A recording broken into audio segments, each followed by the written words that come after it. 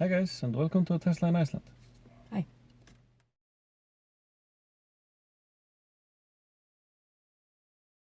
There are no service centers in Iceland. And, Which is not good No. because even though there are not many issues with the car, it still needs service just like any other car. And of course, the service centers have, uh, tires and shadow adapters and stuff like that you could need.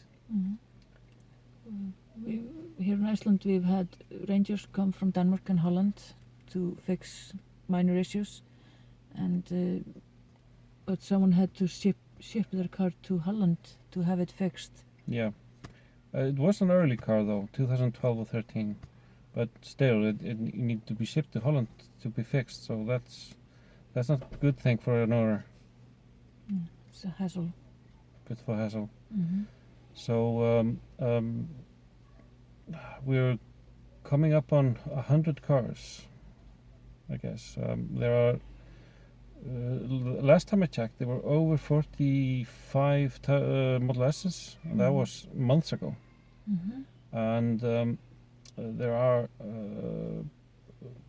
I guess, probably 50 Model X's coming this summer.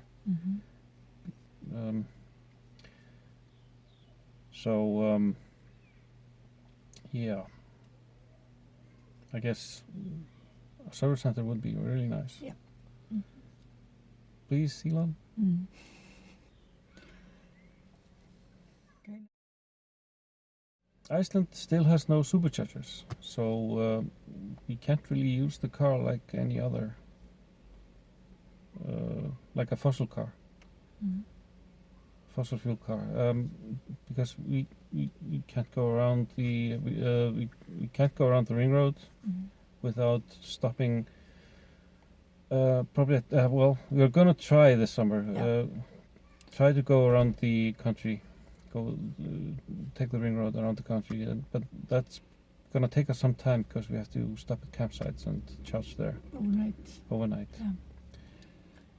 Yeah. There are only, now there are 12 Shadimo locations. yeah, well, it's fast chargers. It's Shadimo and what's it called? SA combo or CC something. Anyway, there are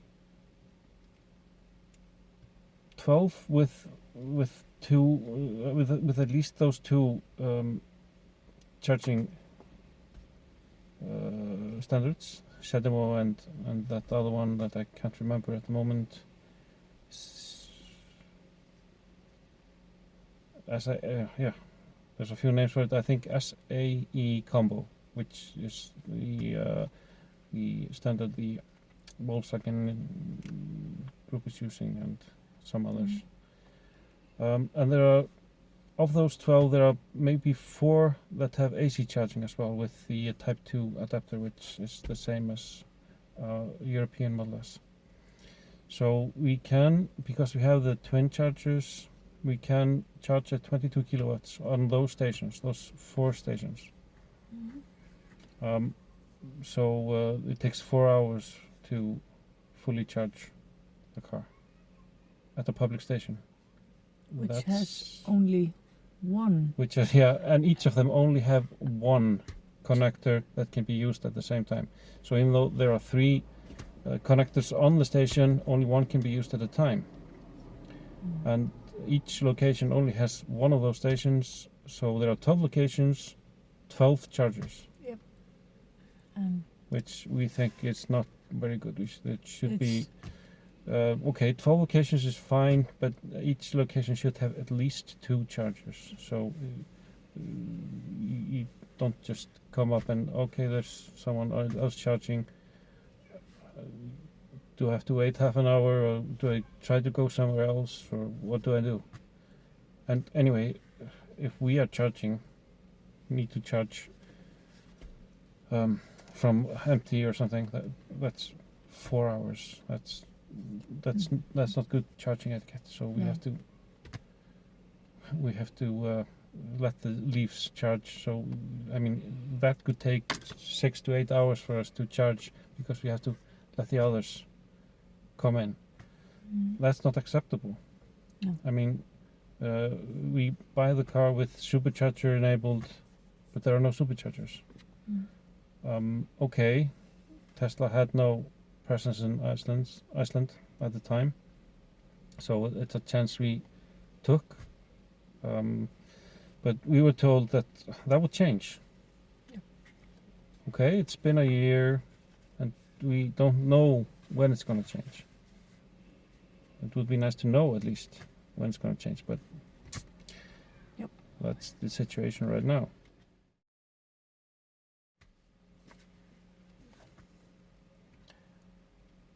There's a winter-specific problem with the Tesla. The radar aperture, it does get blocked with sleet and snow quite easily. This last winter I usually couldn't drive all the way home if there was any kind of precipitation. You could drive all the way home, but not with the autopilot. Yeah, that's what I mean. Yeah, I couldn't make the car drive all the way home. Yeah.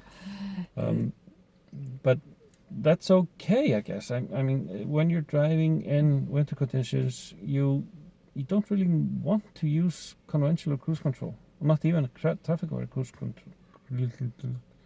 control, because you want to have control the whole time. You want to be in control in slippery conditions. It can be dangerous to use cruise control in winter. Yes. Yeah. So what this car needs is a limiter function. So you can actually reduce your workload without giving up control, which means that the limiter, you would set the limiter by pressing the button on the end and switch between traffic-aware cruise control and limiter, and then you just set the max speed, and if you don't press the accelerator all the way to the floor, it will never exceed that set speed. So this would be good for winter conditions and also for spirited driving. Yeah. For guys that really want to drive their cars but don't want to get the speeding ticket. Yeah, or lose their license. Yeah. I mean, they could drive spirited and I mean, go into the grey area where you would actually get the speeding ticket, but at least you would keep your license. So you could use that to help you there. So you don't have to be looking inside the car to see what speed you're doing. You just let the car decide that for you, or not decide that, monitor that for you, and then you could drive a little more spiritedly. Yeah. So there are two sides to this issue. I mean, the limiter would help in both cases, and it would not have any bad effect on the traffic-aware cruise control, or even in the car that don't have the equipment. Radar, yeah. Yeah, the radar and camera and stuff. You could also use limiter there because same reasons. You don't want to use cruise control in bad weather. Yep, and you might want to do your driving yourself, but want to have some upper limit to keep your driver's license in your pocket. Yeah.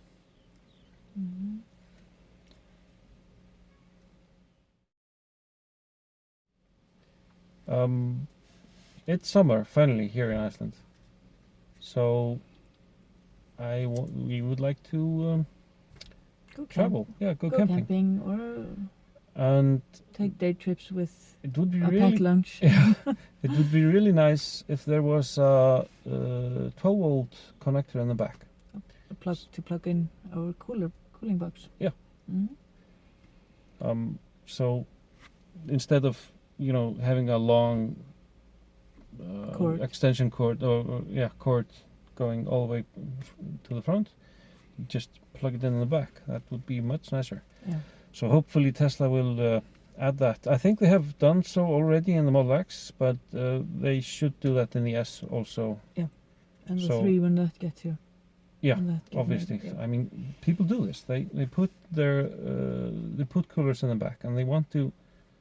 Keep it plugged in. Yeah. Yep.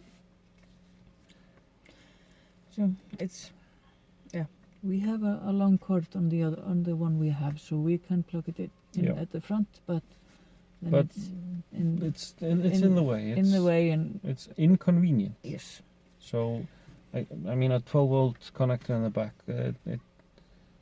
It's convenient. It's a convenience thing. Yeah. There is one thing about the settings in the car that we would like Tesla to fix, because they can over the air. It's no problem. It's the law here, and I believe it's the law in Sweden, to always have the rear driving lights on when you're driving. Well,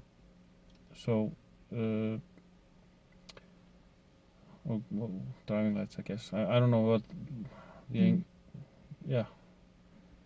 It would be really nice if they would add an option to the European cars. Don't have to have any more complexity than that. Just have an option.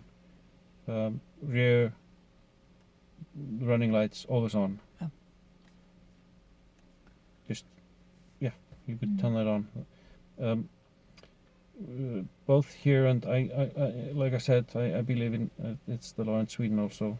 You could get ticketed for not having the rear lights on during the day. Mm-hmm. It may be maybe not a very sensible law, but it's still on the books, so Tesla could fix this really easily. Mm-hmm. Just one option, no problems. Or they could go fancy and have it location based. Yeah, So when the Norwegians are driving to Europe through Sweden, yeah, it would turn on automatically, but yeah, that would be fancy. yeah, GPS based. Yeah. Yeah, but that would be nice, but not necessary. Yeah. Just having an option in the settings would be more than enough. Yeah. So you can turn on the rear running lights and be legal in the few countries that have this law. Yeah.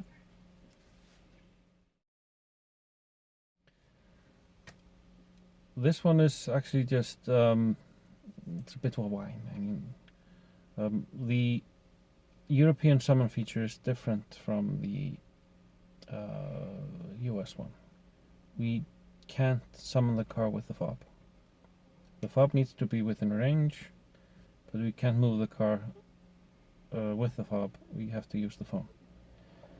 I think this is not a good idea, because there's a lag. There's always a lag when you're going over a network.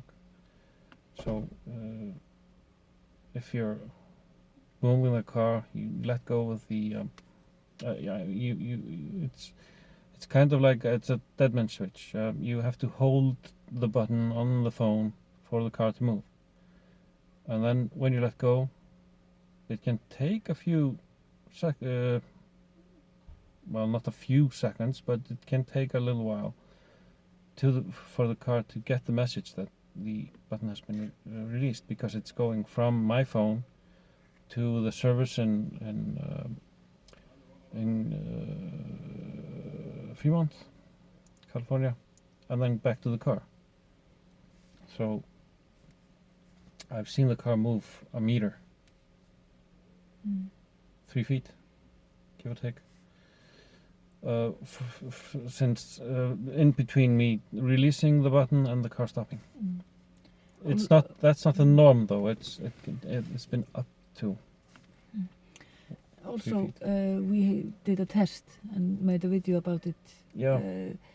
I left my key in the car, and we were across the street, and he could use the app and move the car, even though he wasn't in range. My personal opinion is that you should only be able to move the car with the fob, not the phone. At least you should be able to choose which method you want to use. Yeah. Phone only, fob only, both.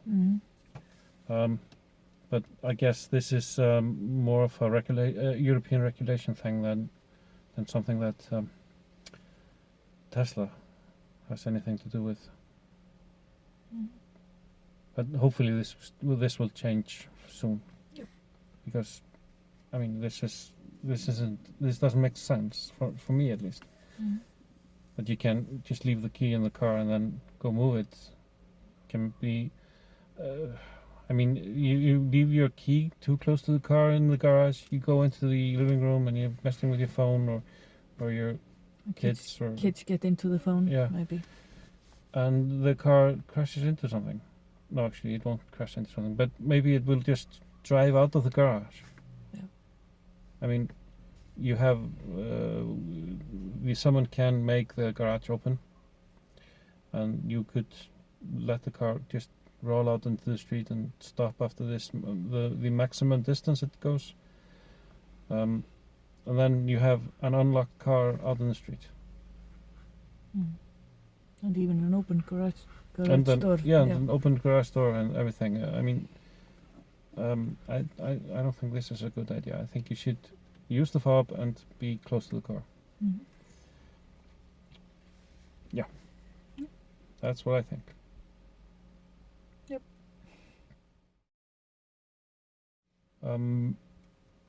This thing here.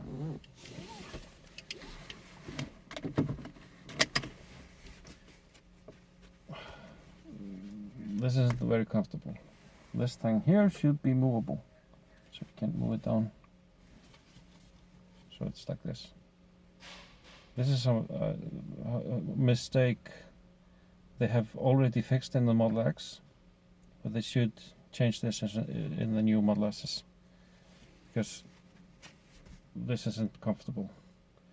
And the only way to fix this is to either sit too high or too much forward. And then you limit your view out of the car. Yeah. Because if you... I mean, I'm not tall. I'm 173 centimeters. That's 5'8". But I actually sit higher than my height. I'm probably like I sit probably about as high as a 5'11" person would. You have short legs. I have short legs, really short legs. I'm like a monkey that way. Long arms. Anyway, this can be a bit uncomfortable. I often do this, try to put something in between so I don't get decapitated for no reason.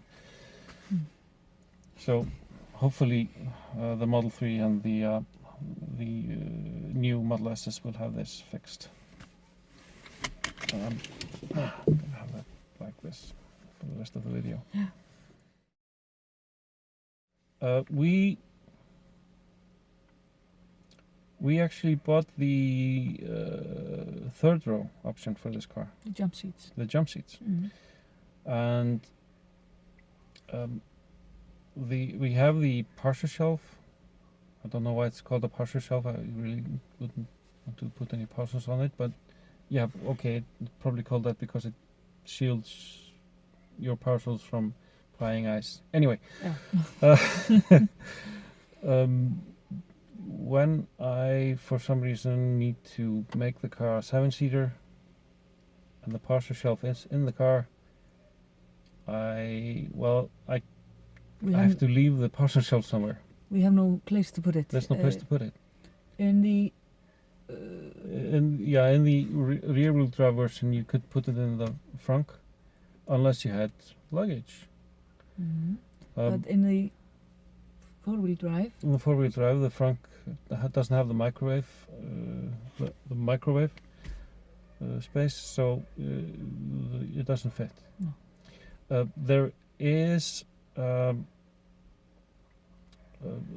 We do have space for the lower shelf. The mat that goes over the seats. that Mm. can be actually put behind the seats. When you put them up, you just have to Mm. But the shelf. with the shelf. I know this is shellfish. Sorry. But I mean, if we need to make the car a 7-seater, we need to leave the shelf. So So that's a bit of a design flaw. It would be nice if there was some space to put it. Perhaps maybe under the back seats, or if there was more space there or something. But that would actually that would mean a new design of the car, Yeah. mostly. mm. Yeah, this is just whining. Yeah. Oh, I have a 7-seat car. I'm such a bad person. Huh. But I have a 7-seat car, you know. Yes.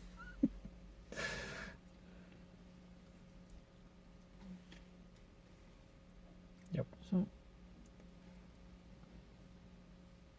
we need to. Well, electric car drivers are good planners. So Yeah, you you just have to plan this like yeah. everything else about the car, I like guess. charging. So, well, Okay. that's it. I think. Nope. Mhm. Okay. I think we're up to 8 Yeah. things we hate about our Tesla. Yeah. Ew.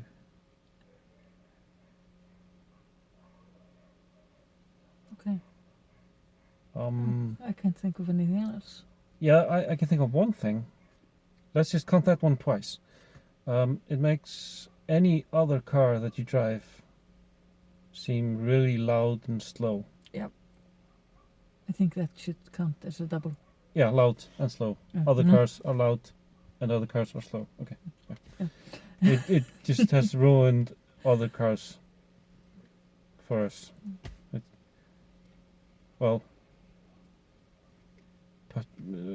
Fossil fuel cars, at least. Mm-hmm. You need to test more electrics. Mm. So, okay, we couldn't quite find 10 things we hate about a Tesla, but not as such. But some of it is just nitpicking, but yeah. Oh, you could count the radar jamming thing and the limiters too, perhaps. Anyway, thank you for watching, and please comment. Mhm. And remember to subscribe. Because when we hit 500 subscribers, Yeah, that's been a really difficult word for us. It's subscribers. When we hit, no, we don't want to hit them. okay, When we reach yeah 500 subscribers, we are going to have a giveaway. we're going to give you candy. Yeah. Oh, and yeah, there's a referral program going on now, so you can actually get I think $1,000 or euros or 10,000 Norwegian. What? No, that was from outside. You can get Some discount. some discount if you order through our referral link, and there are a maximum of 5 for each referral link. So I think Bjorn can't win this one. Yeah. Not as such. He'd probably be fastest to 5, but yeah, then you need people need to use other referral links to get the discount. Yeah. Ours is in the comments. No, sorry, description. So if you okay, we're babbling on with the windows open, so Yeah. It's kind of embarrassing. Yeah. Anyway, thanks for watching again.